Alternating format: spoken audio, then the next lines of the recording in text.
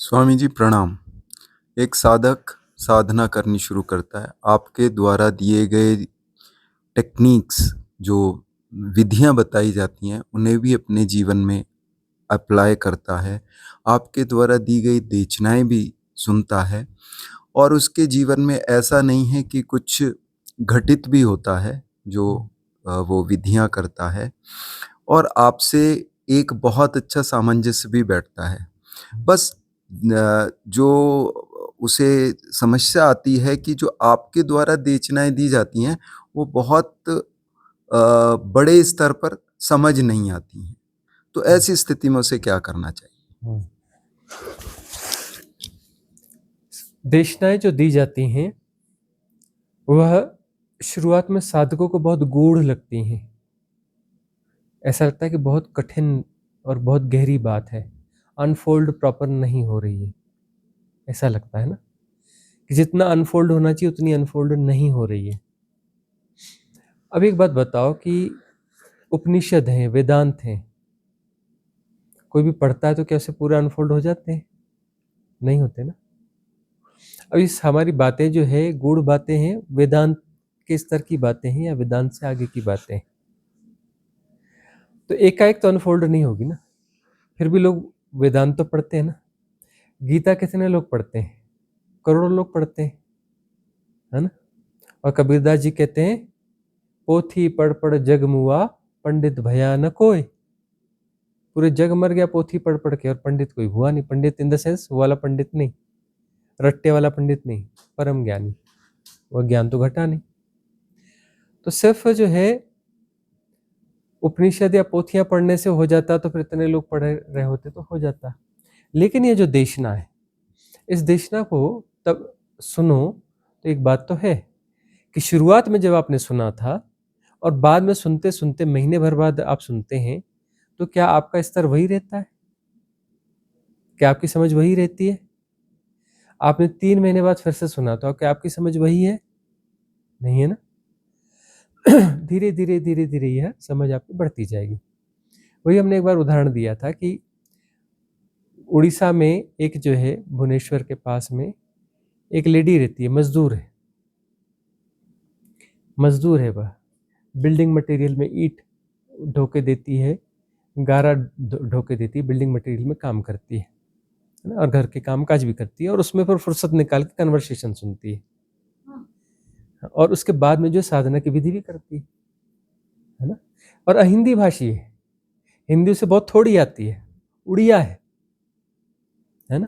और जो काफी लंबे समय से जुड़ी है, कुछ भी मिस नहीं करती, कोई कन्वर्सेशन मिस नहीं करती, कोई ध्यान की विधि मिस नहीं करती, ठीक है ना।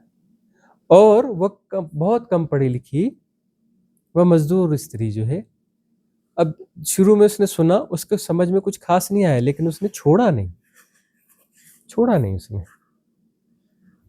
कंटिन्यू करती रही। और आज की स्थिति है कि एक बड़े से बड़ा जो है कोई रट्टे वाला पंडित उसके सामने बिठा दो, बड़ी सरलता से बात करेगी और थोड़ी देर में उसको जो है जमीन पे ला देगी, है ना। बहुत गूढ़ तरीके से सरलता से ऐसी गूढ़ बातें कह देगी तो पंडित जो है सिर नीचा कर लेगा। कैसे संभव हुआ? हो जाता है ना। ऐसे एक बुजुर्ग लेडी, अंबाला पंजाब की, है ना, बिल्कुल ऐसे साधारण तरीके से जैसे ट्रेडिशनल औरतें रहती हैं, बस कभी कभी कोई सत्संग कथा कहानी सुन ली, उसने सुनना चालू किया और सुनते सुनते सुनते उसकी लैंग्वेज बिल्कुल वो ठेठ लैंग्वेज थी। अब जो है वो कमेंट करती है तो इतनी अच्छी साहित्यिक हिंदी में करती है और इतने गूढ़ गूढ़ बातें वह उस कमेंट में भी लिखती है कि पढ़ के लोगों को आश्चर्य होता है। कभी कोई उसे देख ले, उस बुजुर्ग स्त्री को, और उसके जीवन का रूपांतरण देख ले, है ना। उसके सब रिश्तेदार नातेदार ये वो सब कहते थे कि बहुत बकवासी है ना। हास्यम ध्यानम करके एक अपना वीडियो भी होगा, शुरू का सुनिए के साथ। और अब उनकी बातें सुन लो, अब उनकी स्थिति देख लो। तो बस सुनते रहना है। आश्चर्यजनक मामला है, आश्चर्यजनक मामला है कि आईक्यू लेवल बिल्कुल बढ़ता ही जाएगा, बढ़ता ही जाएगा, बढ़ता ही जाएगा। एक स्थिति ऐसी आएगी, उपनिषद का बीच का कोई भी पन्ना खोल लोगे और उपनिषद पढ़ने लगोगे तो वो समझ में आने लगेगा। ये देखना ऐसे सुनते रहोगे तो तुम उसे भी अनफोल्ड करना चालू कर दोगे। उपनिषद के गहरे सूत्रों को भी बड़ी आसानी से अनफोल्ड कर लोगे। सुनते रहना पड़ेगा, धैर्य रखना पड़ेगा। मन डावाडोल करेगा, मन कुछ समय बाद बोलेगा हो गया, बहुत तो सुन लिया और ये है। कई लोग कहेंगे कि हाँ लगभग लगभग वही तो बातें हैं, और जो गहरा साधक है वो समझता है कि वही बातें नहीं है, वही होकर भी वह नहीं है, कुछ अलग डायमेंशन से खोला गया, अलग तरीके से खोला गया, अलग तरीके से खोला गया।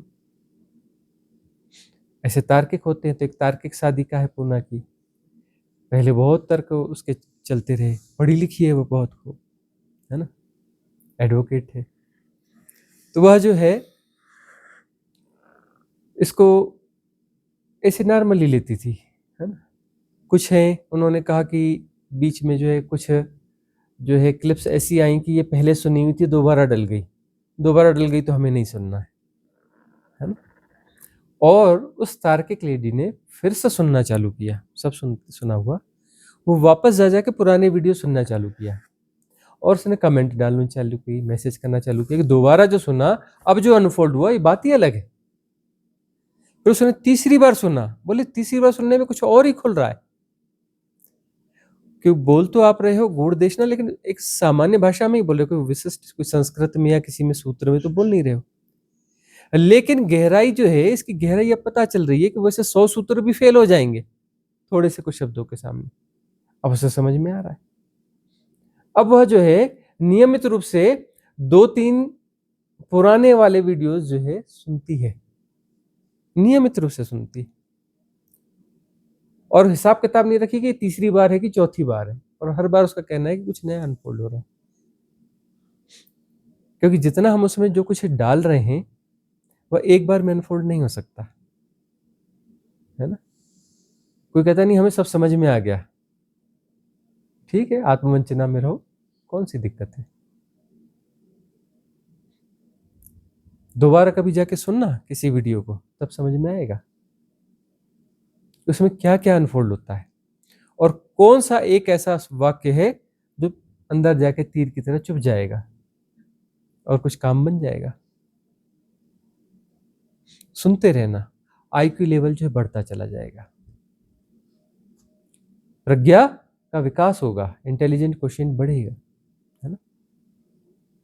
जब अनपढ़ों को, कम पढ़े लिखे लोगों को, बिल्कुल साधारण से लोगों को, जिनको आसपास वाले कोई महत्व नहीं देने वाले, कोई महत्व नहीं देता, उनके जीवन में इतनी क्रांतियां घट गई 1.5-2 साल के भीतर भीतर। साधारण स्त्रियां, तो आपके जीवन में क्यों नहीं हो सकता। धैर्य बनाए रखो, कन्वर्सेशन सुनते रहो, और जब ट्रांजिट फेज आएगा तब संभाल के रखना, तब भी इस चीज को बनाए रखना। वह जो है दिक्कत करेगा मन, वह कहेगा कि बस हो गया, बहुत हो गया, अब सुनने की जरूरत नहीं। ध्यान विद्या भी अब करने की जरूरत नहीं, छोड़ देते हैं। ध्यान विद्या भी छोड़ देंगे, वह भी कर देंगे। फिर जो है, फिर उसके बगैर बात भी नहीं बनेगी, तो कैसा करोगे। फिर कैसा करोगे, तो फिर मन के यदि झांसे में आ गया तो मन ले जाएगा, बोले कहीं और चलते हैं, कहीं और ले जाएगा, जहां पर कथा कहानियां या देशना का स्तर थोड़ा नीचा है, साधारण है। ऐसे साधारण जगह पर जाओगे जहां साधारण देशना है, और साधारण देशना को सुन करके आह क्या बात है, क्या बात है, वाह वाह वाह, ऐसे करने लगोगे, और वहां पर जो है अपने टाइम पास करोगे। कि मन कहता है कुछ करो, क्या करो, एक्चुअली कहता है टाइम पास करो। अब जो है इस देशना को सुनने के बाद साधना के जगत से मुंह तो मोड़ सकते नहीं। अब साधना तो जीवन में घुस गई, रक्त में, मांस में, मज्जा में घुस गई, साधना तो छोड़ नहीं सकते। तो मन बोलेगा कि ऐसी साधना करो जो क्रांतिकारी ना हो। करो, लेकिन ऐसा शब्द में नहीं बोलेगा, बोलेगा नहीं ये अच्छी है, नहीं ये ज़्यादा अच्छी है, देखो कितने आराम से समझ में आ रही, कितना अच्छा बोल रहे हैं संत जी, झूठ नहीं बोलना चाहिए, सत्य बोलना चाहिए, सेवा करनी चाहिए, सत्कर्म करना चाहिए। अरे ध्यान व्यान में क्या रखा है, ध्यान करने से कुछ होता है। और ध्यान बहुत से लोग करते हैं और ध्यान करवाते हैं। बहुत लोग बोलते हैं ध्यान करना चाहिए, बहुत लोग बोलते हैं ध्यान करना नहीं चाहिए। हम तो कहते हैं कि ध्यान करने वाले भी मूर्ख, करवाने वाले भी मूर्ख मूर्ख, है ना। और जो कहते हैं ध्यान कर नहीं करना चाहिए और करना चाहिए, वो भी मूर्ख, क्योंकि ध्यान तो किया ही नहीं जाता, है ना। तो जो है मन वहां भटकाएगा, फिर वो ट्रांजिट फेज आएगा। उस ट्रांजिट फेज में जिसने संभाल के रख लिया, उसकी नाव पार होगी, वह वैतरणी से पार होगा, और नहीं तो भटकता रहेगा। और ट्रांजिट फेज तो आएगा, मन अपनी पूरी ताकत लगाएगा, अपने पूरे सारे ब्रह्मास्त्र निकालेगा, सारे ब्रह्मास्त्र निकालेगा, और तुम्हें डाइवर्ट करके ले जाएगा किसी साधारण जगह पर, साधारण देशना में। ऐसा होना है, और ट्रांजिट फेज आएगा, क्योंकि उस समय हमारे साथ रहोगे तो ट्रांजिट फेज जो है वो बहुत खतरनाक होता है, बहुत खतरनाक। इतनी व्याकुलता, इतनी बेचैनी, इतना पागलपन, ओहो हो, ऐसा लगेगा सांस फंस रही है, छटपटाहट होगी, खतरनाक फेज आएगा। और तब तक आएगा जब तक सारी लेयर्स क्लियर नहीं हो जाएंगी सबकॉन्शियस माइंड की। और उस फेज में डटे रहना पड़ेगा, उस फेज में भी देशना को सुनना पड़ेगा, उस फेज में भी साधना की विधियों को अप्लाई करना पड़ेगा। मन कहेगा कोई जरूरत नहीं है, इन विधियों की कोई जरूरत नहीं, कर तो लिया, अब देशना सुन तो लिया, अब और क्या सुनना है ना। उसके बावजूद डटे रहना पड़ेगा, तब ट्रांजिट फेज क्रॉस होगा। ये तो साधना तो बहुत लोग करते हैं, जन्मों जन्मों से कर रहे हैं, इस जीवन में भी सालों से कर रहे हैं, आगे भी करते रहेंगे सालों, अगले जन्म में भी करेंगे, उसके बाद वाले जन्म में भी करेंगे, 10 जन्म बाद भी साधना करेंगे। और अच्छे साधक हैं, अच्छी साधना करेंगे, 10 जन्म बाद, 100 जन्म बाद, 1000 जन्म बाद, लगातार साधना करते रहेंगे, है ना। और ट्रांजिट फेज से बचते रहेंगे, ट्रांजिट फेज में तो गुजरना पड़ेगा। सदगुरु के साथ रहना मुश्किल है, क्योंकि वह रहम नहीं करने वाला है, उस समय में तो और चोट मारेगा। तुम ऑलरेडी व्याकुलता में, छटपटाहट में, और वहां और चोट मारेगा, छोड़ेगा नहीं वह, क्योंकि वह समय चोट मारने का समय है। लोहा गर्म है, मारो घन, दे दनादन, है ना। और वह कृपा है, वह बेरहमी दिखती है लेकिन है वह कृपा, चोट बहुत बड़ी कृपा है। उसके लिए ही जाना होता है सदगुरु के पास, नहीं तो साधारण साधारण गुरु है, पहुंच जाओ। सत्य बोलना चाहिए, सत्कर्म करो, सेवा करो, धान में क्या रखा है, हाँ? दान करो, पुण्य करो। फिर बहुत सारे लोग और बताएंगे, बड़े बड़े महान कार्य बताएंगे, बोले गाय को रोटी खिलाओ, मछली को कुछ खिलाओ, यह करो वह करो, है ना। और भी कुछ कुछ चीजें बता देंगे, है ना?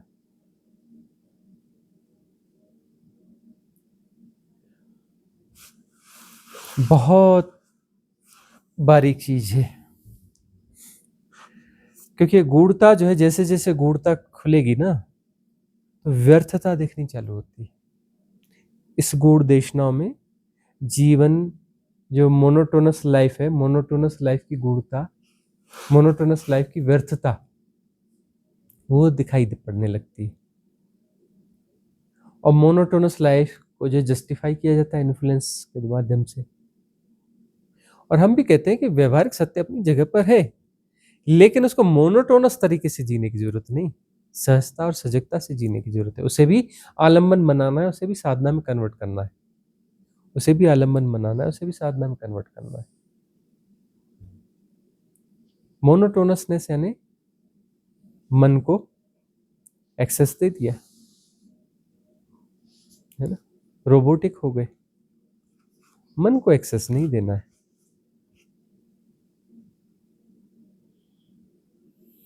और तब जा करके बात बनती है। डटे रहना पड़ता है, डटे रहना पड़ता है। हजार तर्क देगा मन, और मन के फिर अपने ब्रह्मास्त्र होते हैं कि वह अपने सदगुरु में खोट निकालेगा। गुरु जी में थोड़ा गड़बड़ हो गया, पहले अच्छे थे अब ऐसे हो गए, नहीं यह बात गुरु जी की ठीक नहीं, बाकी ठीक है, यह बात थोड़ी ठीक नहीं है, इसलिए हम ऐसा करते हैं ना, स्विच कर जाते हैं कहीं और चले जाते हैं। अरे वो बहुत बढ़िया गुरुजी मिल गया, बहुत बढ़िया, हो गया, क्या हो गया, वो हो गया। जा रहे तो कोई बात नहीं है, भटको, क्या बुरा है, जल्दीबाजी कुछ भी नहीं है। ऐसा हम आपको नहीं कह रहे, ऐसा प्रश्न कोई भी हो, देशना सबके लिए होती है, आगे आने वालों के लिए, पीछे वालों के लिए, इसके लिए, उसके लिए, उसके लिए रहती है। इंडिविजुअल हम आपको नहीं बोल रहे ऐसा ना, ऐसा होगा, वह फेज आएगा ही आएगा, ट्रांजिट फेज आएगा ही आएगा, उसमें सारी घटनाएं घटेंगी घटेंगी। और ट्रांजिट फेज जो है वहां पर डटे रहने की जरूरत है, क्योंकि वहां पर खतरनाक काम हो रहा है, क्या, मरने की प्रक्रिया हो रही है। मरना तो चाहते नहीं। जी विषय बहुत भयंकर है। किसकी? सेपरेशन की।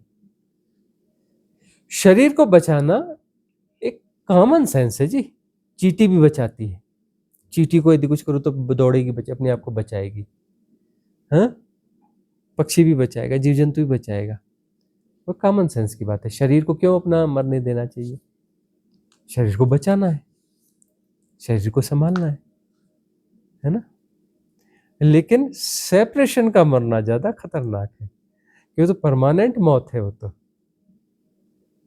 शरीर जाएगा तो दूसरा मिल जाएगा, किसको मिलेगा? सेपरेशन को ना, उस मैकेनिज्म को ना, उस मैकेनिज्म के ही मरने की बात हो रही है। ट्रांजिट फेज क्या है? उस मरने वाला तो फेज है, उस सेपरेशन को, उस इल्यूजनरी बीइंग को मरना है। वह कीमत थोड़ी भारी कीमत है, तो फिर तो जन्म होगा ही नहीं, फिर तो हम कहीं रहेंगे ही नहीं। तो क्या मतलब है इसका? ये अगला जन्म होगा ही नहीं, क्या मतलब है इसका भाई? अरे कहीं ना कहीं तो हमें रहना चाहिए ना। अरे कुछ नहीं, परमात्मा के सिंहासन के एकदम बगल में नहीं तो 4 सीट बाद वाली जगह मिलनी चाहिए, 10 सीट की बाद वाली जगह मिलनी चाहिए, है ना। तो वहां पे हम कहीं ना कहीं तो होना चाहिए। आगे ना दो, पीछे जगह दो बैठने की। परमात्मा सिंहासन में बैठे रहेंगे, हमारा आसन थोड़ा पीछे रहेगा, लेकिन कहीं ना कहीं हमें होना तो चाहिए ना। ऐसा तुम शब्दों में नहीं कहते, तुम कहते हो नहीं ऐसा वैसा, सबकॉन्शियस माइंड में ये चीज भरी पड़ी है। तुम शब्द को तुम कहते हो नहीं नहीं ये तो हमें समझ गया है जी, ऐसा नहीं है, वहां तो कोई बचता नहीं है, सेपरेशन खत्म हो जाता है। लेकिन बहुत गहरे में जाओगे तो ये चीजें मिलेगी कि हमें ऐसा परमात्मा चाहिए जो किसी सिंहासन में बैठता हो और उसके आसपास हमको भी बैठने का आसन चाहिए, है ना। तो याद रखना, वो महानर्क होगा, उससे अच्छा तो धरती ही है। ये कम से कम वेराइटी तो है। क्या करोगे? बोले परमात्मा सिंहासन में बैठा है और हम अपने आसन में बैठे हैं, फिर क्या करें? बस परमात्मा भी बैठे हैं, हम भी बैठे हैं, उसके बाद क्या करते हो? बस नहीं जी, वो भी बैठे रहते, हम भी बैठे रहते।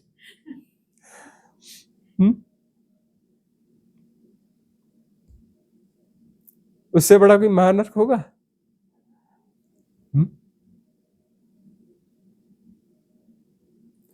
कोई अपना कहीं कुछ लिखा हुआ है, कोई अपना जो है सिद्ध शिलाएं होती हैं, सिद्ध शिलाओं में बैठ जाओ, क्या करोगे बैठ के? बस बैठे रहोगे, और क्या करोगे?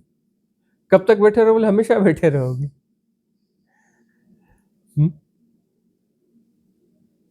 हमेशा बैठे रहोगे, लेकिन तुम रहोगे और बैठे ही रहोगे, तो पनिशमेंट हो गया ना। तुम रहोगे, तुम रहोगे तो भोगोगे ना। तुम हो और बंधे बैठे हो एक जगह पर, कुछ कर ही नहीं सकते, बस सिद्ध शिला में बैठे ही रहना है।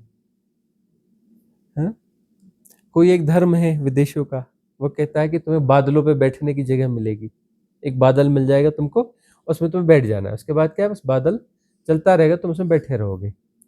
और क्या करना है? बोले बस वहां एक गीत गाना है, अलेलुया, है ना? बस वो गीत ही गाते रहना और कुछ नहीं करना है। कब तक आने वाला? हमेशा गाते रहना है। बैठने के लिए बादल मिल गया तुमको, हालेलुया करते रहो। वो क्या है? कोई जन्नत है कि नर्क है? जहन्नुम है ना, जन्नत थोड़े ना, जहन्नुम है वो तो, नर्क है ना। उससे अच्छा धरती कौन सी बुरी है? सेपरेशन कोई ढूंढना है तो,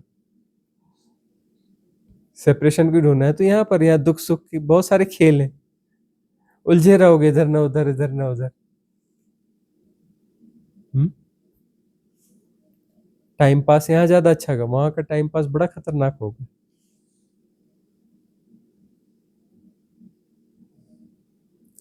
तो सेपरेशन विड्रा होना चाहिए। तो सेपरेशन विड्रा करने वाली समझ है इसमें, थोड़ी जटिल है। इसे दरअसल मन समझना ही नहीं चाहता, अटैक क्रिएट करता है। क्यों? क्योंकि समझ में आ गई तो मौत है, मन की मृत्यु है। लेकिन सुनते रहोगे तो समझ में आएगी आएगी, आना ही पड़ेगा। और इतने दिनों से सुन रहे हो तो समझ तो बढ़ ही गई ना, बढ़ ही रही है ना, बढ़ ही रही है ना, इसलिए तो ट्रांजिट फेज आ रहा है। जैसे जैसे समझ बढ़ेगी ट्रांजिट फेज बढ़ेगा ना। और बात बहुत ज्यादा समझ में आने लगी तो ट्रांजिट फेज बिल्कुल पीक पीक में आ जाएगा। उस समय मन बोलेगा भागो यहां से, छोड़ो, क्विट, चले जाओ कहीं और। सत्य बोलना चाहिए, झूठ नहीं बोलना चाहिए, ऐसी जगह पे जाके बैठ जाओ। सेवा सत्कर्म, उधर जाके बैठ जाओ, टाइम पास करो, है ना। टाइम होना चाहिए, टाइम के बाहर नहीं जाना, टाइम के बाहर हम रहेंगे ही नहीं। टाइम नहीं रहेगा तो हम भी नहीं रहेंगे, टाइम एंड स्पेस नहीं रहेगा तो हम कहाँ रहेंगे। टाइम एंड स्पेस चाहिए तो उसी में तो सरवाइव करेगा ना, सरवाइव करने के लिए टाइम एंड स्पेस चाहिए ना।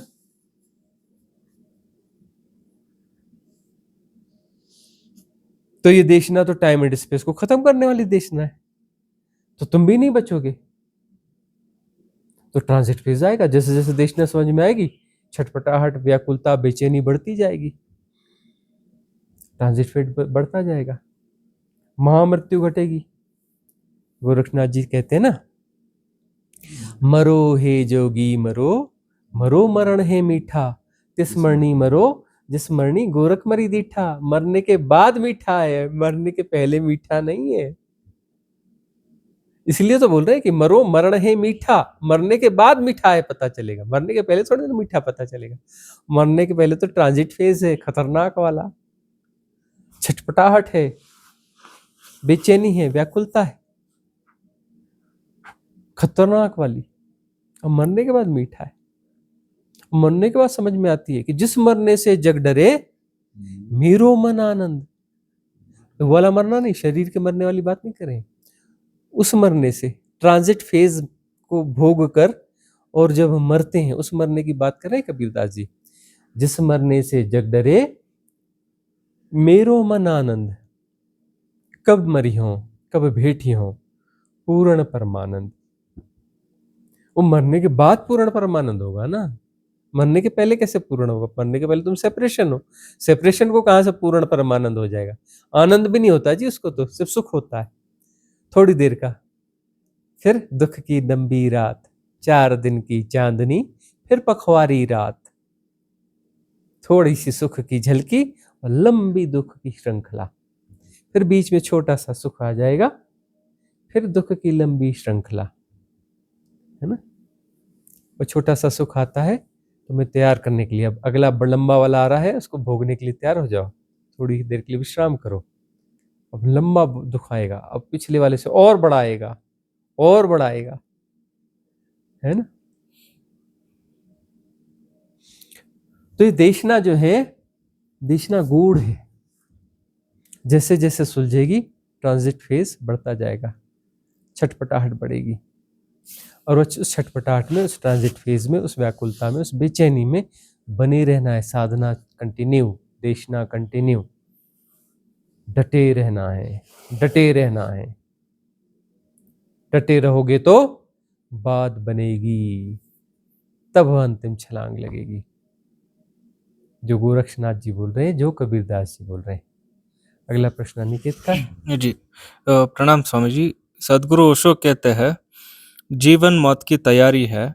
इस वाक्य को विस्तार से समझाए और बताए कि अगर अभी मौत घटे तो क्या ध्यान में रखना चाहिए, और ये भी विस्तार से समझाने की कृपा करें। जीवन, जिस जीवन को तुम जानते हो, यह मृत्यु की तैयारी है ना। ऐसे समझाने के लिए कितनी बातें कही जाती है कि तुम्हारी श्वासें निश्चित हैं। ऐसे कहते हैं ना, श्वासें तुम्हारी निश्चित है, मतलब हर श्वास के साथ में तुम मृत्यु की तरफ बढ़ रहे हो, मृत्यु की तैयारी में कर रहे हो ना। एक श्वास आएगी, मतलब तुम्हारी एक श्वास कम हो गई, तुम मृत्यु की तरफ बढ़ रहे हो ना, हर श्वास के साथ में। जिस जीवन को तुम जानते हो, association with this physical body, इस शरीर के संयोजन के साथ जुड़े रहने को तुम जीवन कहते हो, है ना। तो यह जीवन तो मृत्यु की तरफ ही बढ़ रहा है। यह शरीर तो डिजॉल्व होने की तरफ बढ़ी। शरीर, ये भौतिक शरीर तो छूटेगा, मिट्टी मिट्टी में जाएगी, डस्ट अनटू डस्ट, मिट्टी मिट्टी में जाके समा जाएगी, पंचतत्व पंचतत्वों में जाके समा जाएंगे। तो यह नाम रूप जो है, यह तो बिखर जाएगा। जीवन, यह जीवन मृत्यु की तरफ जा रहा है। और एक साधक का जीवन होता है, वह परिपूर्ण मृत्यु की तैयारी है। एक यह जीवन हो गया, शरीर को अपना, नाम रूप को अपना होना जान रहे हो तो वह मिटने की तरफ बढ़ रहा है। एक साधक का जीवन है, एक साधक का जीवन है जो कि वह मृत्यु की तैयारी करता है। यही गीता में भगवान कृष्ण भी कहते हैं कि योगी कौन है, जो प्रतिपल अपनी मृत्यु को याद रखता है, मतलब इस अवसर को याद रखता है कि ये शरीर जो है जा रहा है, तो कौन सी बात करनी है, असली मृत्यु, महामृत्यु की बात करनी, जो गोरक्षनाथ जी बोल रहे, जो कबीरदास जी बोल रहे, जो हम भी बोलते हैं, जो ओशो भी बोलते हैं, सब बोलते हैं ना, कुछ महामृत्यु की तैयारी, जिसमें कि मरने के बाद फिर से जन्म नहीं होता। मृत्यु कैसी मृत्यु है कि इधर मरते हो उधर पैदा हो जाते हो, स्कूल का बस्ता लेके फिर खड़े हो जाते हो, A for apple, B for boy, ये कोई मरना है। तो जीवन जो है, यह जो जीवन है, जो अवसर है, यह अवसर महामृत्यु की तैयारी के लिए। साधक का जीवन तो ऐसा ही है ना। उसने तो जन्म, उसके जन्म का हेतु ही यही है कि ठीक से मरो, मरो हे जोगी मरो, ठीक से मरो, ऐसे मरो कि फिर स्कूल का बस्ता ना मिले, फिर A for apple B for boy ना करना पड़े, फिर इस माया मोह भ्रांति नाम रूप के चक्कर में ना पड़ना पड़े। इसके लिए क्या है, सूत्र यही है, समता में पुष्ट होना है ना। समता में पुष्ट होने पर इन्फ्लुएंसेस काम करना बंद करते हैं। इन्फ्लुएंसेस काम कर रहे हैं, मतलब तुम समता में पुष्ट नहीं हो, तुम साक्षी नहीं होते, तुम उनसे प्रभावित हो जाते हो। जो समता में नहीं है वही प्रभावित होता है इन्फ्लुएंस से, जो समता में प्रभावित नहीं होता, है ना। समता में नहीं हो तो जो है बेहोशी होगी, सजगता नहीं होगी, उसी में इन्फ्लुएंस जो है तुम्हें हैक करते हैं, हैक करते हैं और ऑपरेट करते हैं। यह कर लो तो ठीक होगा, वह कर लो तो ठीक होगा, यह अच्छा या बुरा, है ना, उलझाए रखते हैं तुम्हें। उस उलझाए रखने में जो है वह असमता बनी रहेगी, और असमता में शरीर छोड़ दोगे तो फिर जो है समता तो बनी नहीं, समता तो बनी नहीं, तो फिर से पुनर्जन्म होगा। जो समता है, समता में जब शरीर छूटेगा, समता परिपुष्ट हो गई है, परिपुष्ट समता है और उसमें शरीर छूटेगा, तो शरीर को छूटने को यथाभूत जाना जाएगा, जानना होगा विदाउट एनी कंसंट्रेशन। और समता वास्तव में परिविष्ट होगी तो इस शरीर के साथ पिछले पूरे 5 शरीर और हैं, सबको विड्रॉ होते हुए जाना जाएगा, सब विड्रॉ होंगे एक साथ, क्योंकि उनके पास वो टूल नहीं है वो अपने आप को बचा सके, है ना। उनके पास टूल्स नहीं है। वो टूल्स कहाँ पे रहते हैं? सबकॉन्शियस माइंड में। समता को पुष्ट करके पूरे जीवन में जी रहे हो तो क्या होगा?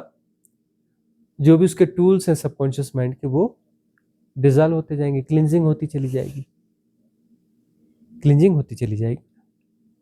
सारी साधना क्लिनजिंग की साधना है। उस क्लिनजिंग में जो है वो सारे टूल जो है साफ हो जाते हैं, जिनसे असमता पुष्ट होती है, और वो साफ हो जाते हैं। समता को पुष्ट करो मतलब उसे साफ करो, वो साफ होंगे तभी तो समता पुष्ट होगी ना।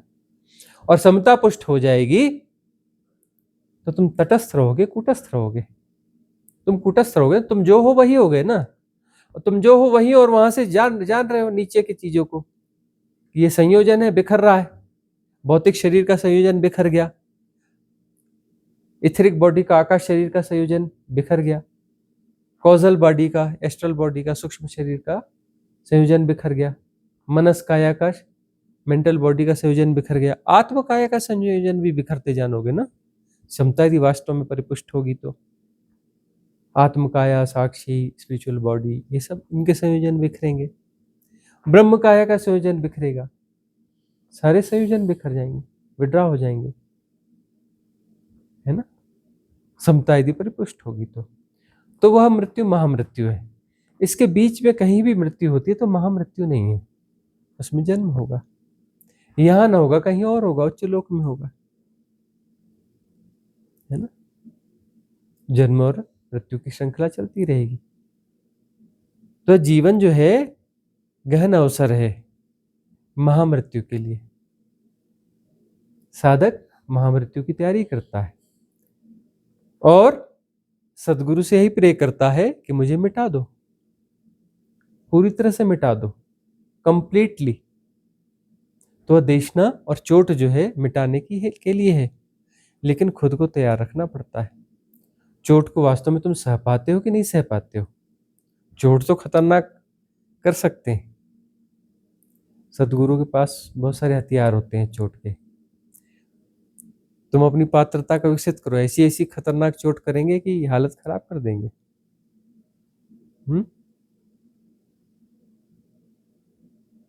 ठीक है ना। कोई एक थे, सदगुरु थे, कोई फकीर थे शायद, तो उनके पास कोई एक बंदा गया, शायद कोई राजा था, और उसको यश प्रतिष्ठा का बड़ा मोह था। यश प्रतिष्ठा, नाम, यह वह। उस गया और उसने निवेदन किया कि मुझे दीक्षा दो, अपनी शरण में ले लो। मैं राजपाट छोड़ आया। उसने कहा तुमने राजपाट छोड़ दिया, अब तुम राजा नहीं हो पक्का? बोले नहीं हूं, अब मैं राजा, छोड़ दिया। तो कुछ प्रोसेस है, तभी हम तुम्हें दीक्षा देंगे, नहीं तो नहीं देंगे। बोले मुझे सब मंजूर है। बोले ठीक। एक कहीं कोई फटा पुराना जूता रखा था, बोले जूता उठा। हाँ जी, उठा लिया। अपने सिर पे मार। हाँ। बोले तू यहाँ का राजा था ना? मैं यहीं रहता हूँ और तू यहीं छोड़ के यहीं आ रहा है, इसी, है ना। तो जूता ले और अपने आप को गालियां देता हुआ अपने सिर पे जूते मार मार के पूरी राजधानी घूम के आ। फटा पुराना जूता अपने सिर पे मारते जाना और अपने आप को गालियां देते जाना, पूरी राजधानी घूम के आना। और घूम के आना, जब वापस आएगा तो तुझे दीक्षा मिल जाएगी, तुझे हम स्वीकार कर लेंगे। वह भी ठान के आया था, गया, जूता मारते मारते अपने आप को गालियां देते ही ऐसा करते घूम के आया। बोले महाराज हो गया? बोले यार बिल्कुल, आ जा, बैठ जा। उतनी देर में उसका काम हो गया।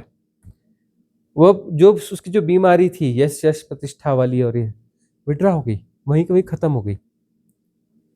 जन्मों लगते हैं, सिर्फ हो गया 2-4 जो 5-6 घंटे जो भी लगे होंगे, 5-6 घंटे में उसकी बीमारी खत्म हो गई, क्लियर हो गई, सरेंडर हो गया, घट गया उसका पूरा सरेंडर। वो अहंकार जो है खत्म हो गया। रेमेडीज तो है, सदगुरु के पास जाओगे तुम्हारी हर बीमारी का इलाज है, तुम्हें तोड़ फोड़ के बराबर कर देंगे, विड्रॉ कर देंगे। कब कौन सी चोट मारनी उन्हें पता है। क्या तुम तैयार हो? सवाल है, क्या तुम तैयार हो चोट खाने के लिए? तुम्हें तोड़ेंगे नहीं, तोड़ के पीस के तुम्हारा पाउडर बना देंगे।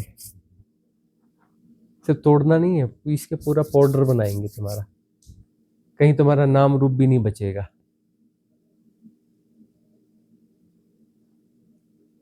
क्या तुम तैयार हो?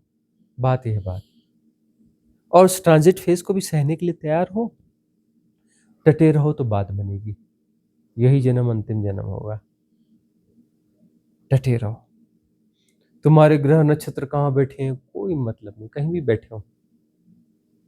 केतु तुम्हारा 12वें स्थान में बैठा है नहीं बैठा है कोई फर्क नहीं पड़ता। डटे रहो, बात बन जाएगी।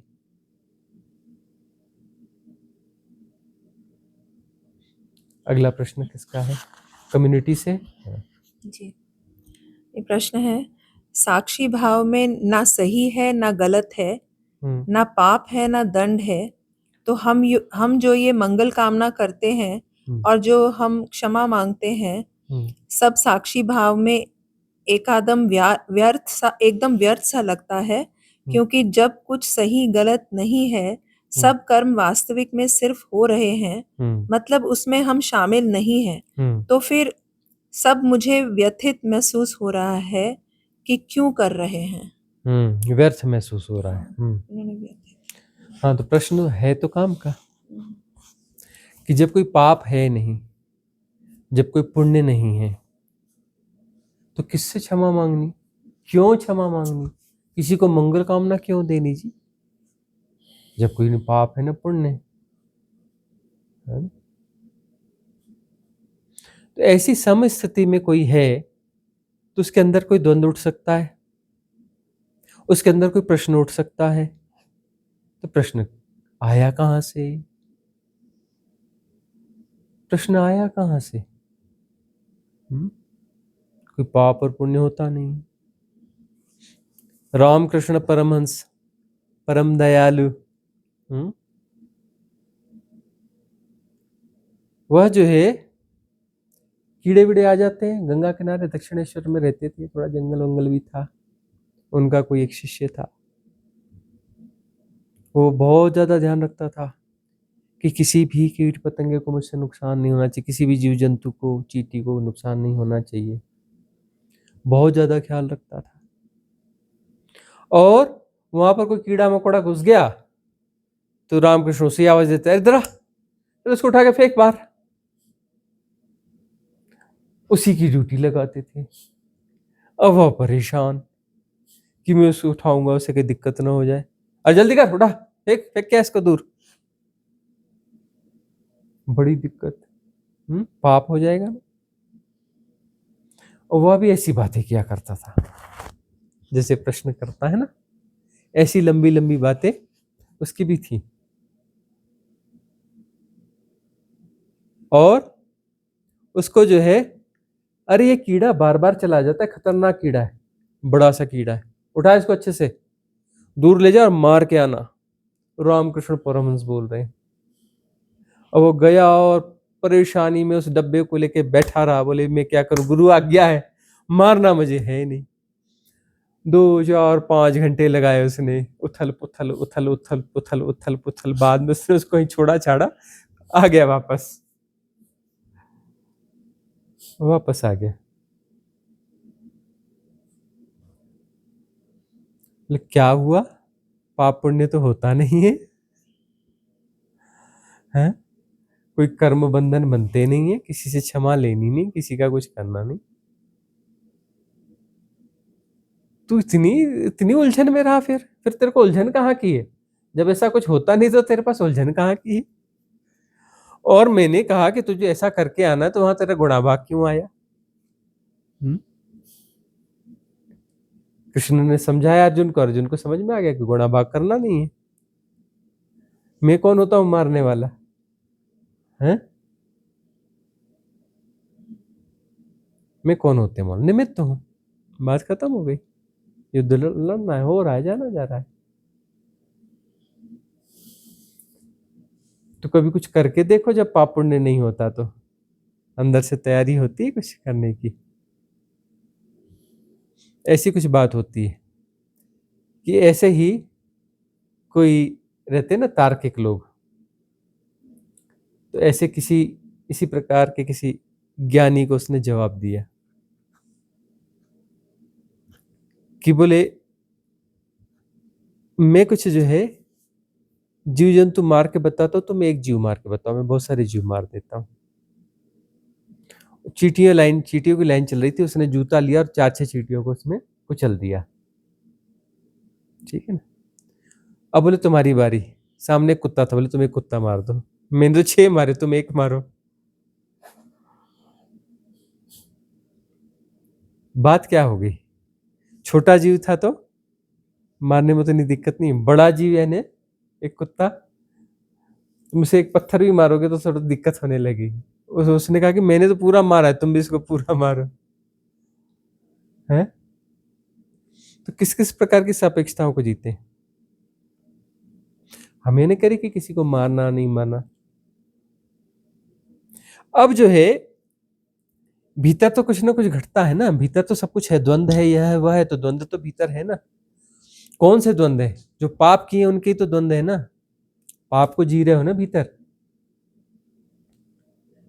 वह दंश भीतर है तभी तो पाप है ना, दंश पाप है, तुम्हारे भीतर वो दंश पड़ा हुआ है तो पाप है, दंश नहीं पड़ेगा तो पाप नहीं बनेगा।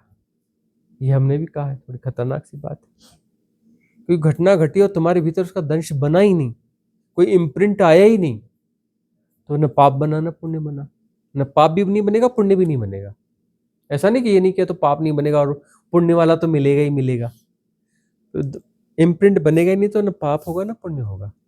लेकिन तुम्हारे इसमें इम्प्रिंट बनते हैं, इम्प्रिंट बनते हैं और बने हुए हैं भीतर, उसी तो भीतर द्वंद्व है, उसलिए तो साधना कर रहे हो, उसलिए तो प्रश्न उठते हैं, उसलिए तो विचार चलते हैं, उसलिए तो सब भीतर पूरा कबाड़ा चल रहा है। क्यों चल रहा है, क्योंकि भीतर दंश इम्प्रिंट्स हैं। इम्प्रिंट्स कोई भी है तो तुम सापेक्षता को जी रहे हो, सापेक्षता को जी रहे हो तो पाप और पुण्य होगा ही होगा। सारी सापेक्षताएं पाप पुण्य की ही सापेक्षता है और कुछ भी नहीं है। सारी सापेक्षता, तुम इधर की उधर की दुनिया भर की बातें कर रहे हो, सब पाप पुण्य का ही खेल है, कैटेगराइजेशन का खेल है, अच्छे बुरे का शुभ अशुभ का ही खेल है। अच्छा बुरा शुभ अशुभ पाप पुण्य न होता तो तुम्हारे अंदर इम्प्रिंट होता ही नहीं, तुम्हारा जन्म ही ना होता, और तुम्हें आज अभी पूरी 100% ये क्लियर हो गया होता, और तुम्हें अस्तित्व ने यदि चुना ना हो कुछ बांटने के लिए, तो तुम्हारा शरीर तो छूट भी गया होता, शरीर में रहने की जरूरत ही नहीं थी, बात पूरी हो गई। अस्तित्व में निमित्त रूप में यदि किसी भूमिका में देगा, सतगुरु की भूमिका देगा, तभी तुम्हें रोकेगा, नहीं तो ना रोकेगा। तुम्हारा तो काम पूरा हो गया। पाप पुण्य जब व्यर्थ है, होता ही नहीं है, और ये तुम्हारी समझ में आ गया, तो अगली श्वास की जरूरत ही नहीं है, बात क्लियर हो गई। परम मुक्ति, इस शरीर को भी ढोने की जरूरत नहीं है, अगले क्षण की जरूरत ही नहीं है। भीतर इम्प्रिंट्स है, क्लिंजिंग की जरूरत है। चीजें थोड़ी समझ में आने लगी हैं, बात अच्छी है, हम ये नहीं कह रहे कि बात गलत है, चीजें समझ में आने लगी कि पाप पुण्य जो है मन का खेल, यह समझ में आने लगा है, लेकिन अभी सरफेस में समझ में आया है, भीतर उतरने देना पड़ेगा। इसको भीतर बहुत गहरे जाने दो, तो ये क्लिंजिंग की प्रोसेस है, ये क्लिंजिंग की प्रोसेस है। ये पाप पुण्य जो है होता ही नहीं है, इसको भीतर उतरने दो, है ना, तब सब क्लीन हो जाएगा। और ऐसा व्यक्ति जब क्लीन हो जाएगा तो दूसरों को हर्ट नहीं कर सकता, दूसरों को नुकसान नहीं पहुंचा सकता, है ना।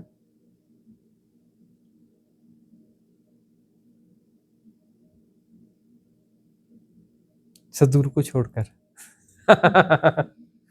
क्योंकि वह तो एक आयोजन में है, अभिनय में, वह तो आयोजन करके तुम्हें चोट मार रहा है, तुम आते ही उसी के लिए हो कि मारो, चोट मारो, मार मार के मिटा दो।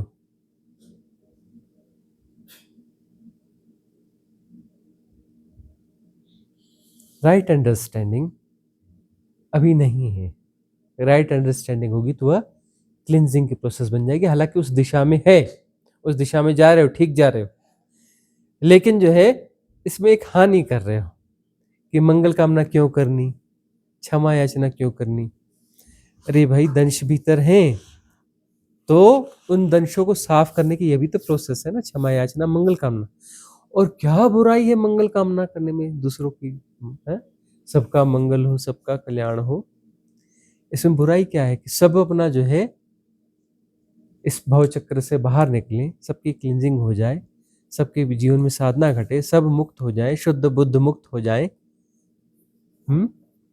सब शुद्ध बुद्ध मुक्त हो जाए, क्या बुराई है? वो तो सहज चीज है ना।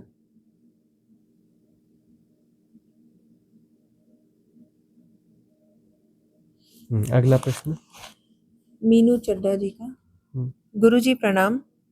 आपकी देशना कुछ महीनों से सुन रही हूँ और ध्यान की विधियों का प्रयोग भी करती हूँ। मेरे 2 प्रश्न हैं। पहला, कुछ दिन पहले नाभि केंद्रन की विधि का प्रयोग करने के बाद से अचानक बहुत रोने आ जाता है। सिसकियाँ ले के रोती हूँ छोटी सी बात पे और लगता है कि बहुत दर्द निकल रहा है भीतर से। क्या यह नाभि चक्र की क्लेंजिंग हो रही है? और दूसरा प्रश्न उसी से रिलेटेड, नाभि पे अवधान करते ही आज्ञा चक्र पे एनर्जी की स्ट्रॉन्ग वाइब्रेशन फील होती है, इसका क्या कारण है? कृपया मार्गदर्शन करें। कोटि-कोटि धन्यवाद। नाभि चक्र का केंद्रण या ध्यान विधि 2-2.5 महीने पहले आई हुई है। इसका ये प्रयोग कर रही हैं और ये इनके ऊपर कारगर भी है, काम भी कर रही है, बहुत अच्छी बात है। इसमें बहुत सारे उद्भाव खुलते हैं नाभि चक्र के से ना। एक तो सेंट्रिक होते हैं, राइट सेंट्रिक। अभी जो सेंटर जो गलत जगह पे चला गया है वो सेंटर है नहीं, सेंटर यहाँ है। तो नाभि चक्र का केंद्रण यानी वास्तविक केंद्र में तुम वापस आओगे, वहां आओगे तो सहजता घटेगी, वहां पे नाभि चक्र की शुद्धि भी होगी, क्योंकि नाभि चक्र की शुद्धि होगी तभी तो वहां केंद्रण पूरा होगा ना। नाभि चक्र यदि शुद्ध नहीं है तो केंद्रण पूरा नहीं होगा। तो उसकी विधि करोगे तो नाभि चक्र अपने आप क्लीन होने लगेगा। क्लीन होने लगेगा तो रोना बहुत आता है, पहले खूब रोना आएगा, खूब रोना आएगा। जब रोना कंप्लीट हो जाएगा उसके बाद हंसना आता है और खूब हंसते हो, फिर पागलों की तरह हंसोगे, है ना। भय वगैरह भी विड्रा होगा, बहुत सारी चीजें होंगी ना। स्वादिष्ठान चक्र की क्लिनजिंग होगी और क्लिनजिंग होते होते फिर जो है नाभि चक्र में केंद्रण हो जाएगा, नाभि चक्र में केंद्रण हो जाएगा और बात बनने लगी। दूसरा पार्ट क्या था? नाभि पे अवधान करते ही आज्ञा चक्र पे एनर्जी की स्ट्रॉन्ग वाइब्रेशन फील होती है। ये एक्चुअली नाभि चक्र का केंद्रण में जब वहां पे केंद्रित होने लगोगी, क्लिनजिंग होगी, तो उसके बाद जो है बहुत तेजी से ऊर्जा उठने लगती है। ऊर्जा जो वहाँ बहुत सारी ऊर्जा मुक्त होती है ना, बहुत ज्यादा, सबसे ज्यादा ऊर्जा यहाँ फंसी हुई है ना, वो मुक्त होती है। तो मुक्त होकर के अब उसकी स्पीड जो है यहाँ तक जा रही है। पिछले जन्मों की थोड़ी संकल्प की साधना और या आज्ञा चक्र की साधना रही होगी, तो वह चक्र जो है फिर उसे ऊर्जा मिल जाती है, क्योंकि वो ऑलरेडी पहले का थोड़ा एक्टिवेशन उसमें है, तो वह उसको ज़्यादा ऊर्जा मिल जाती है, यहाँ से मुक्त हो रही है। ध्यान करोगे तो यहाँ जो ऊर्जा फंसी हुई है, सबसे ज़्यादा ऊर्जा यहीं फंसी हुई है, नाभि चक्र में। मूलाधार और नाभि चक्र, इनमें ही सबसे ज़्यादा ऊर्जा फंसी रहती है। तो ये मुक्त होगी और चूंकि उसकी साधना है तो आज्ञा चक्र पे जाएगी, उसे मिलेगी वो ऊर्जा। तो वहाँ पर स्फुरण महसूस इसलिए हो रहा है। साधना करते चले, आगे और अनुभव आएंगे। चक्र शुद्धि ध्यान भी कभी कभी कर लें तो बहुत अच्छा होगा।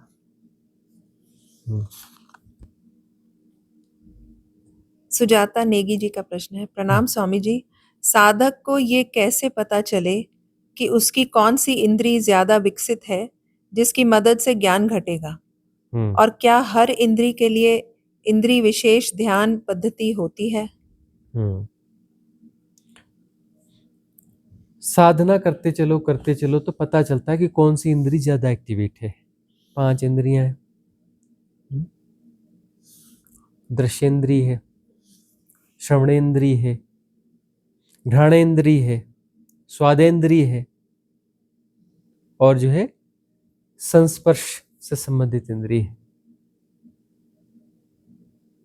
ठीक है ना, ये 5 इंद्रियां हैं। तो देखो कि कहां पर तुम्हारी संवेदनाएं ज्यादा जाती हैं। तुम आंखों से ज्यादा जीते हो कि कानों से ज्यादा जीते हो कि घ्राण और नोस्ट्रल से जुड़ी हुई चीजों से ज्यादा जीते हो? वहां तुम्हारी सेंसिटिविटी ज्यादा काम करती है, गंध वगैरह में।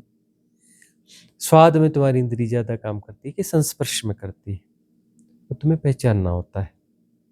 साधना करते करते तुम्हारी संवेदनशीलता और प्रखर होती हैं, तब वो ज़्यादा स्पष्ट होने लगता है। तो ज़्यादा स्पष्ट होने लगता है तब तुम उस पर अवधान को ले जाओगे। विधियां वही हैं, तुम्हारा अवधान वहाँ ज़्यादा स्पष्ट हो जाएगा। उस अवधान के माध्यम से फिर वो हो जाएगा। हालांकि कुछ विधियां ऐसे दी हुई हैं ना, दृश्यातीत ध्यान, श्रवणातीत, श्रवणातीत के हमारे बहुत सारे सुझाव हैं, है ना। श्रवणातीत सत्य, दृश्यातीत सत्य, स्वादातीत सत्य, घ्राणातीत सत्य, है ना, स्पर्शातीत सत्य, वे वही है, पहुंचना वही है ना। 5 रास्ते हैं, मंजिल वही है, इनके अतीत जाना है। सत्य तो वही है, सत्य में थोड़ी बदल रहा है, मार्ग बदल रहे हैं, है ना।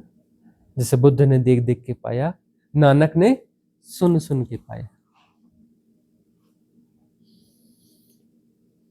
तो सबका अलग अलग होता है। उसके लिए किसी विशिष्ट अभी पद्धति को चुनने की जरूरत नहीं, साधना करते चलो। और जब वह होता है तो विधियां हमने ऐसी डिजाइन की हुई हैं, हमने की हुई है इन द सेंस अस्तित्वगत रूप से हुई हैं, इस प्रकार की डिजाइन हुई हैं यह कि उसमें जो है सबका निदान है, सबका निदान है। और इसलिए हम कहते हैं कि विधियों को, सभी विधियों का प्रयोग करते चलो।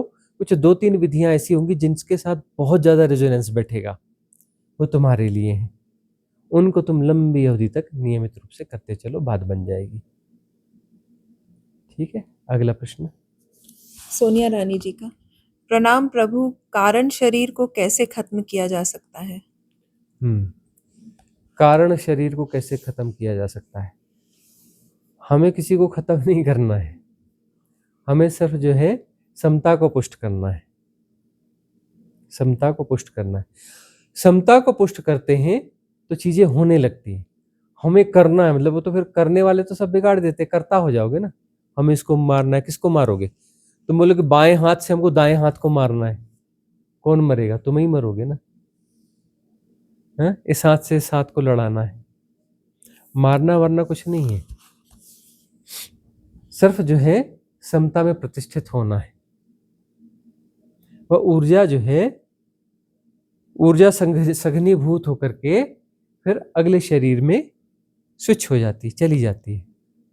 जो ऊर्जा वहां फंसी हुई है वो सघनीभूत होगी, सघनीभूत होकर के स्विच हो जाएगी, नेक्स्ट बॉडी में अपग्रेड हो जाएगी। हमें मारने वारने वाला कोई रोल नहीं है, एक्चुअली स्विचिंग प्रोसेस है।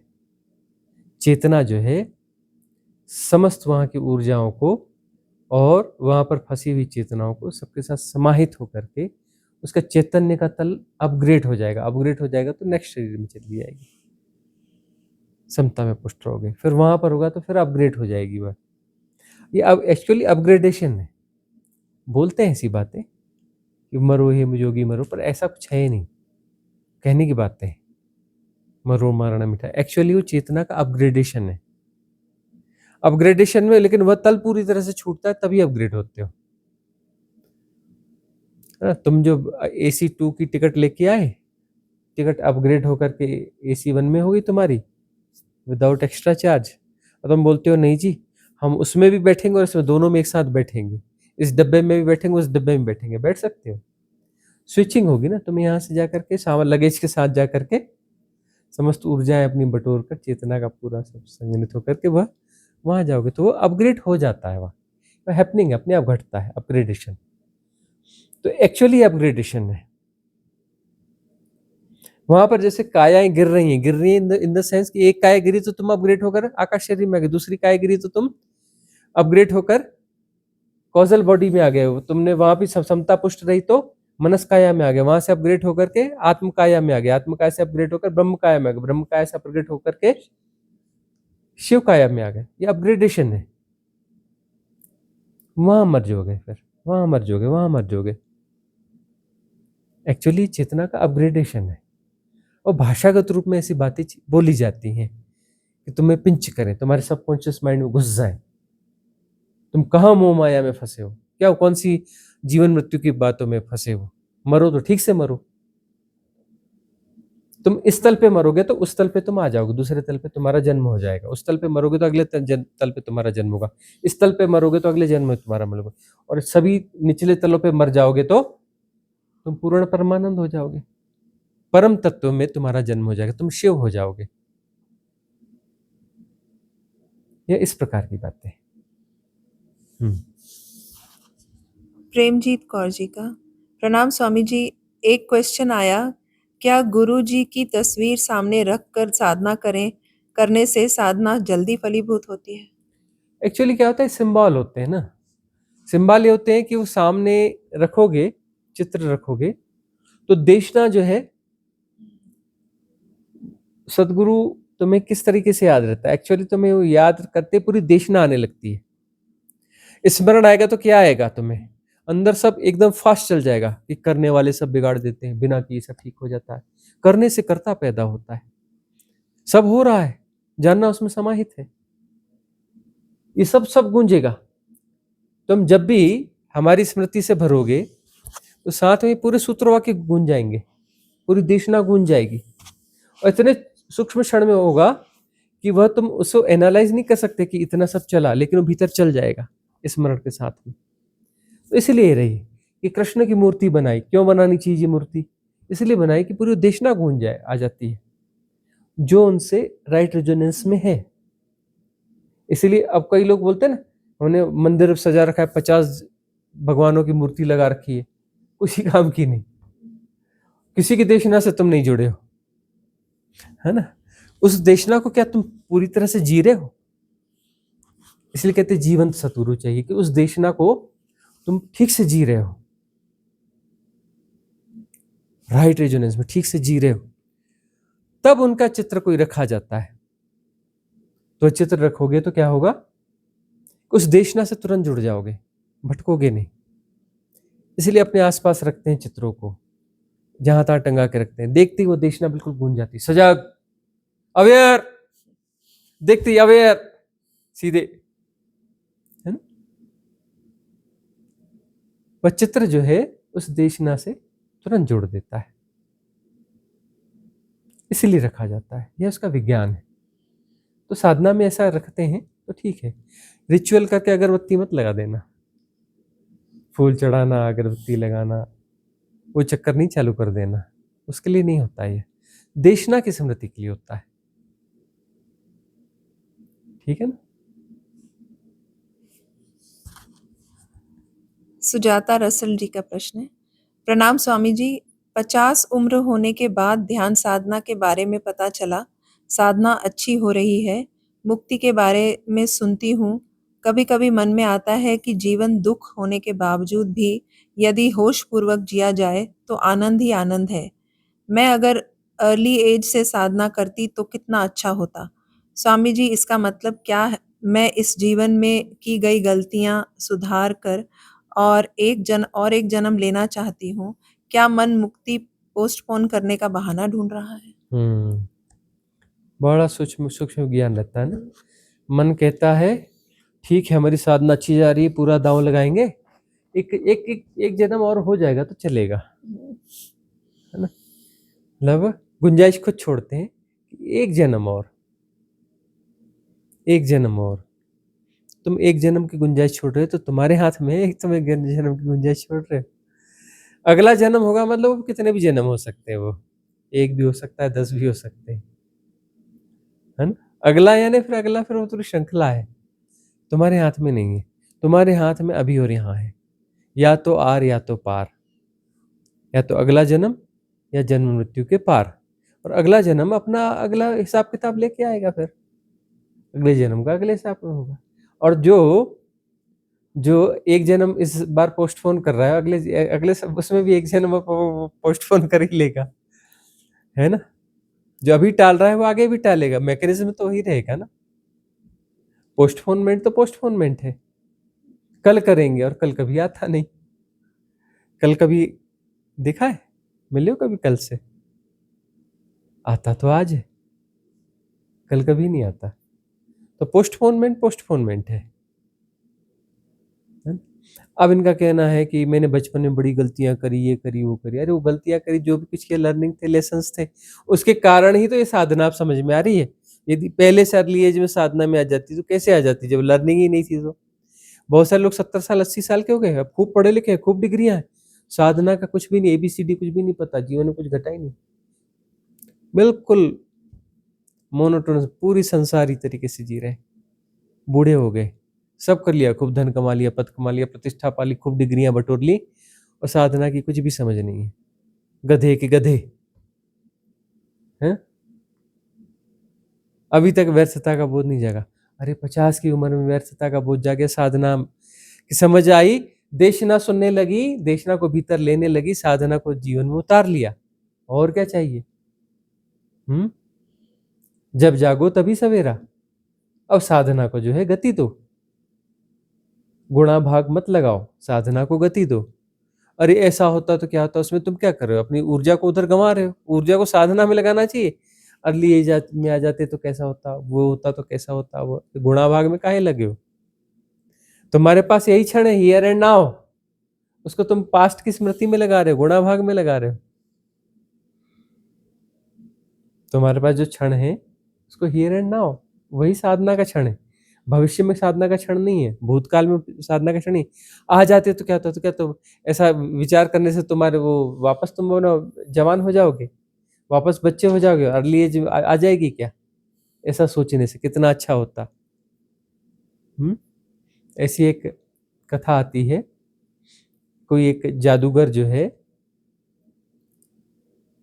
वह आया किसी गांव में, और बड़ा जादूगर था, किसी पुराने जमाने की बात, उस समय चीजें होती रही होंगी। तो वह कहता था कुछ कि भाई जिसको जवान होना है आ जाओ मेरे पास, तुम्हें बच्चा होना बच्चा हो जाओ, मैं तुम्हें वापस बच्चा बना दूंगा, वापस जवान बना दूंगा। तो एक बूढ़ा आया, उसने कहा मैं तैयार हूँ, मैंने खूब गलतियां करी, पूरी जवानी मैंने जो है शराब पीता रहा, नशे पते करता रहा, झगड़े झांसे करता रहा, ये सब करता रहा। इस बार मैं जीवन बड़े अच्छे से जीना चाहता हूँ, खूब मैंने जुआ को लगा, खूब धन था मेरे पास, सब मैंने गंवा दिया। इस बार मैं गलतियां नहीं करना चाहता, जीवन ठीक से जीना चाहता हूँ, मुझे जवान कर दो। तो जो है जादूगर ने कहा ठीक, लेकिन एक बात बता दूं कि शायद तुम ऐसा ना कर पाओ। बोले नहीं नहीं, मैं संकल्प लेता हूं, मैं जो है अब ये गलतियां नहीं करूंगा। जादूगर ने कहा ठीक, उसने उसे जवान कर दिया, जवान कर दिया, और फिर जो है जवान होते ही उसने हाँ ये सब मिल गया, धन मिल गया, संपत्ति मिल गई, वापस मिल गई, क्या करना, बोले चलो शराब खाने, अच्छे काम करने बाद में कर लेंगे, अभी तो जवानी है, अभी तो धन है, इसका उपयोग कर लेते हैं, बाद में तो सब करेंगे। शराब पिया, शराब पी करके वो झगड़ा झांसा करके आ गया वहां पे, और जाकर फिर जुआ खाने में घुस गया, जुआ खेलने लगा। ऐसे करते करते करते फिर वो बूढ़ा हो गया, बूढ़ा हो गया, उसी एज में आ गया, और फिर जो है फिर वही परिस्थिति वापस आई, फिर वो जादूगर आया, फिर मिला, अरे जादूगर जादूगर जादूगर, फिर मेरे से गलती हो गई है, एक बार फिर से मुझे जवान कर दो। बोले क्या मतलब है, तुम वही करोगे, तुम उस चीज को बदल नहीं सकते, तुम इस चीज को बदल नहीं सकते, तुम्हें वह परिस्थितियां वह अवसर वापस मिलेंगे, तुम वही करोगे जो तुमने किया है, वह तुम्हारे जो है लेसन वहां अटका हुआ है, तुम उसी लेसन को फिर से जीना तुम्हें लेना पड़ेगा। और तुम बेहोशी में ले रहे हो तो पूरा नहीं हुआ, यदि होश पूर्वक जीते तो पूरा हो जाता, पूरा हो जाता तो वो कामना ही नहीं रहती उसको दोबारा करने की। तो तुम्हारे पास हियर एंड नाउ, अभी और यही क्षण है, यही क्षण है, तो इस क्षण का प्रयोग साधना में करो, है ना। और कोई चीज लौटा के लाई नहीं जा सकती, और लाई जा सकेगी तो तुम वही करोगे, कोई सेंस नहीं उसी चीज को एज इट इज रिपीट करोगे, कोई सेंस ही नहीं उसका, बिल्कुल रोबोट की तरह एज इट इज वही करोगे, कुछ भी फर्क नहीं आने वाला। तुम कितना भी कह लो कि नहीं अब ऐसा नहीं, अब वैसा, कुछ भी नहीं फर्क आने, एक रत्ती राई का फर्क नहीं आएगा, बिल्कुल वही करोगे, बिल्कुल वही करोगे। तुम्हें डायबिटीज है, मीठा नहीं खाना चाहिए, तुम्हें कुछ साल पीछे जब ना भेज दिया जाए और तुम मीठे के बड़े शौकीन, तुम मीठा ही खाओगे, जबकि तुम्हें पता है कि डायबिटीज होगी इस उम्र में जाके, लेकिन ना, तुम वैसे ही करोगे, उससे बाहर नहीं हो सकते। हालांकि ऐसा होता नहीं है, तुम्हें कोई पास्ट दिया नहीं जा सकता, है ना। कोई इस गुणा भाग का कोई अर्थ नहीं है, कोई भी अर्थ नहीं है। कुछ और चूका है इनके प्रश्न में से? नहीं। ठीक है, तो अगला प्रश्न ले लें। एनके श्रीवास्तव जी, स्वामी जी सादर नमन। स्वामी जी, इन 11 दिनों में आपके साथ रहकर ये जान पाया कि अनकंडीशनल प्रेम क्या होता है। आपके साथ रहकर हमने सारे संबंधों के प्रेम को महसूस किया। एक गुरु की तरह शिक्षाएं दी, एक माता पिता की तरह पालना दी और एक मित्र की तरह हम लोगों के साथ खेले। मैं एक अधूरा जीवन लेकर आया था, अब एक परिपूर्ण जीवन लेकर जा रहा हूँ। आपको कोटि कोटि धन्यवाद। स्वामी जी, आज मैं 16 घंटे का इंटरमिटेंट फास्टिंग किया, बहुत ही अच्छा अनुभव रहा। सुबह से 1:30 बजे तक पानी की एक घूंट भी नहीं लिया। इस फास्टिंग से शरीर और मन दोनों हल्का रहा, जिससे सुबह का ध्यान अच्छा घटा और भोजन भी अच्छी भूख में परमात्मा की तरह स्वादिष्ट लगा। स्वामी जी, मैं पूरी कोशिश करूँगा कि यह मेरे जीवन का हिस्सा बन जाए। बस आपका आशीर्वाद चाहिए। बहुत-बहुत धन्यवाद स्वामी। रिट्रीट में आए श्रीवास्तव जी, उनका अच्छा अनुभव रहा, ठीक है, उनकी साधना फलित हुई, सहजता आई, मोनोटोनसनेस टूटी। अपने उस नॉर्मल जीवन में तुम किसी मोनोटोनसनेस के शिकार होते हो, वैसे ही उठना, वैसे ही काम करना, वैसे ही ड्यूटी करनी, वैसी दिनचर्या करनी, वैसी थका हार के फिर वापस वैसे ही सो जाना, मोनोटोनसनेस को जीते हो। तो यहाँ आकर के वो मोनोटोनसनेस टूटती है। और देशना नित्य नहीं होती है, चोट नित्य नहीं होती है, ठीक। और यहाँ पर नित्य नूतनता को जीना सिखाया जाता है। सड़क पर टहलते हो, जंगल पहाड़ों को देखते हो, लेकिन रोज जो है तुम ऐसे नहीं देखते कि कल भी से देखा था, नित्य नूतन की तरह देखते हो। तो नित्य नूतन, पुराना एक्चुअली कुछ है ही नहीं। जो सूरज आज उगा है, कल वाला सूरज नहीं है, ये कुछ और है। सब बदल जाता है, नित्य नूतन है, हमेशा नया है ना। उस नित्य नूतन को जीने की कला है, और वापस लौटकर भी तुम्हें इस नित्य नूतन को ही जीना है। वहां कुछ दोहराव नहीं है, उस रोबोटिक पैटर्न में वापस घुसना नहीं है ना। और भोजन जो है तंद्रा पैदा करता है, तंद्रा में फिर तुम रोबोटिकनेस को जीते हो। इसलिए हम थोड़ा सा चोट मार रहे हैं कि अन्नमय कोश पर थोड़ा काम करो। यदि तुम बहुत ज्यादा आहार पेट में डाल रहे हो, बार बार डाल रहे हो, शरीर को कंफ्यूज कर रहे हो, तो सारी ऊर्जा को वहां व्यस्त कर देते हो। तो फिर तो ऊर्जा ज्यादा बची नहीं, तो होश तो बनेगा नहीं, बेहोशी को जियोगे। बेहोशी को जियोगे तो फिर मोनोटोनसनेस को जियोगे। गैप दो, इंटरमीडिएट फास्टिंग। इसलिए हमने कहा कि 16 घंटे कुछ न खाओ, 8 घंटे के बीच में 2 बार खाओ, तीसरी बार कुछ न खाओ। ऐसा यदि तुम कर लेते हो तो शरीर को मौका मिलेगा खाली रहने का, ऊर्जाएं थोड़ी मुक्त होंगी तो तुम्हें हल्कापन लगेगा। तब जो साधना की विधि करोगे उसमें गहराई आएगी, थोड़ी और गहराई आएगी, थोड़ी और बात बनेगी। नहीं तो साधना की विधियां भी तुम रिचुअल की तरह कर लेते हो, है ना, कि तुम्हारी ऊर्जा तो ज्यादातर पेट में ही फंसी है ना। पेट में ही ऊर्जा फंसी है तो इधर उधर जाएगी कहाँ, बात बनेगी कहाँ। इससे बाहर निकलो तो कुछ और दूसरी बातें बोले, और दूसरी जगह चोट मारे फिर, है ना। उससे बाहर निकलो तो फिर तो तीसरी जगह चोट मारे, वहां से बाहर निकलो तो और अगली जगह चोट मारे। सब सीढ़ियां है ना, क्रॉस करनी है ना, क्रॉस करते चलना है ना। तो बहुत अच्छा हो रहा है, हमारे आशीष, हमारी मंगल कामना। सोनिया रानी जी का प्रश्न। प्रणाम प्रभु, आज सुबह ध्यान के बाद जब लेटी तो अपने आप को आकाश में देखा। एक बहुत बड़ा पेड़ था, मैंने उसे हिलाया, सारा आकाश हिलने लगा और मैं ध्यान मुद्रा में आकाश में उड़ने लगी। तब जो आपने वीडियो में ग्रुप फोटो लगाई हुई है, आप सभी आकाश में थे। जब मैं ध्यान मुद्रा में आपके पास पहुंची, तब आपने अपने मस्तक से मेरे मस्तक को टच करके मुझे वाइब्रेशन दी और इशारे में मुझे मस्तक से नीचे उल्टा गिरने को कहा। पहले मैं डर गई, पर आपने मेरा हाथ अपने हाथ में पकड़ा था तो मैं निश्चिंत हो गई और पलट गई। मैं ध्यान मुद्रा में ही नीचे ऐसे आ रही थी जैसे कोई फूल हो, प्रकाश के ऑरा में। तब नीचे पहाड़ी में एक गुफा थी जो ऊपर से टूटी हुई थी, उसी के अंदर पहुंच गई। वहां और भी लोग थे। फिर बाहर निकलने का रास्ता देखने लगी, तब रास्ता मिल गया और मैं बाहर आ गई। मेरे बाद वो सभी जो अंदर थे वो भी बाहर आ गए। प्रभु जी ये अब क्या हुआ कृपया बताएं। आपका बहुत बहुत धन्यवाद प्रभु जी। साधना जब गहरे में जाती है तो फिर सुंदर अनुभूतियां भी घटती हैं, है ना। चेतना में जब हल्कापन आता है, ऐसा लगता है निर्भर हो गए, उड़ने लगे,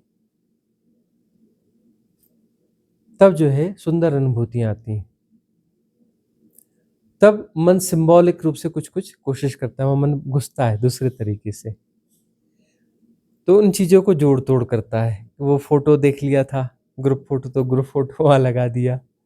अब अनुभव तो हुआ निर्भर होने का, हल्केपन का, उड़ने का, तो आकाश आ गया। उसमें अब जो है ये ग्रुप था, ये गुरु के साथ जुड़ाव है, तो वो प्रकट हो जाएंगे, है ना। फिर वहाँ पर जो है एनर्जी ट्रांसमिशन। लेकिन एक संदेश था कि तुम जो है जिसको तुम सीधा समझते हो उसको तुम सीधा समझना छोड़ दो, तुम उल्टे हो जाओ। तुम उल्टे हो जाओ। तुम कह रहे हो कि क्या उल्टा होने को कह रहे हो? जब तुम उल्टे होगे तो तुम्हें पता चलेगा यही सीधापन है। अभी तुम जिसे सीधे कह रहे हो वो वास्तव में उल्टापन है। ये संदेश था उसमें। तुम उल्टे हो जाओ, उल्टे हो जाओ और डरो मत गिरने से, पिघलने से। अंदर खाई मिलेगी, यह मिलेगा, डिवाइन डार्कनेस मिलेगी, गहरे अनुभव होंगे। डरो डरो मत।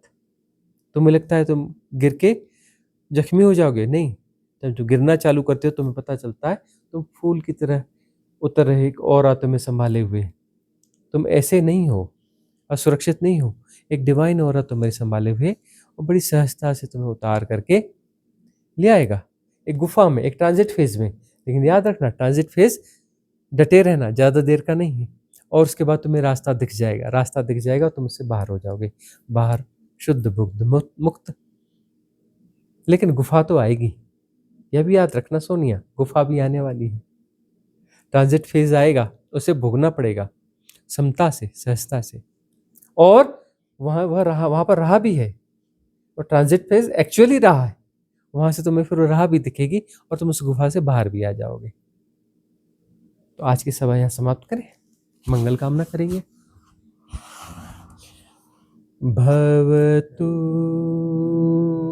सब मंगलम,